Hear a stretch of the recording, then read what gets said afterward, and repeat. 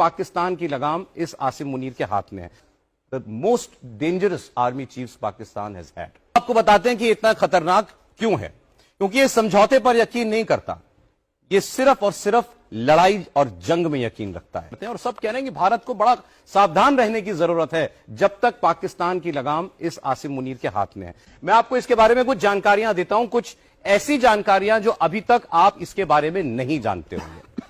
General Asim Munir का background मदरसे का है, अब ये तो सब जानते हैं। इसके पिता एक मौलाना थे और उसी मदरसे में ये आसिम मुनीर जो है वो उसने अपनी शुरुआती पढ़ाई भी की। ये परंपरागत सैनिक नहीं है।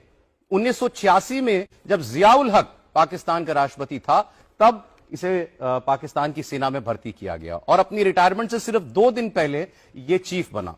आपको पता होगा कि आर्मी ट्रेनिंग स्कूल के जरिए इस आसिम मुनीर की भर्ती हुई है, ना कि पाकिस्तान मिलिट्री एकेडमी के जरिए, जो कि वहां का मेन इंस्टीट्यूशन है। इसके पिता रावलपिंडी की मस्जिद में इमाम हुआ करते थे और मुनीर की शुरुआती पढ़ाई वहीं एक मदरसे में भी हुई। तो वहां से ये रेडिकलाइजेशन, पुलवामा का हमला हुआ तो ये आईएसआई का चीफ था। अब ये पाकिस्तान की मिलिट्री इंटेलिजेंस का भी डायरेक्टर रह चुका है। तो 2 खुफिया विभागों का प्रमुख रह चुका है। रेडिकल आदमी है, बहुत कट्टर सोच का है। हाफिज कुरान खुद को कहता है, जब बातें करता है तो कुरान की आयतें बार बार अपनी बातचीत में कोट किया करता है और उसी से दुनिया को पता चला कि यह आदमी बहुत खतरनाक है। अब आपको बताते हैं कि इतना खतरनाक क्यों है, क्योंकि यह समझौते पर यकीन नहीं करता, यह सिर्फ और सिर्फ लड़ाई और जंग में यकीन रखता है। और भारत के साथ तो हर वक्त आईएसआई और मिलिट्री इंटेलिजेंस का चीफ रह चुका है। जैसे मैंने आपको बताया, पुलवामा का हमला इसके आईएसआई चीफ रहते हुए ही हुआ था। तो उस लिहाज से पाकिस्तान का जितना आप समझिए कि खुफिया तंत्र है, उस पर इसकी बहुत मजबूत पकड़ है। तो ये जनरल मुनीर क्यों आज तक का सबसे खतरनाक पाकिस्तानी जनरल माना जा रहा है? He is perhaps the most dangerous army chief Pakistan has had.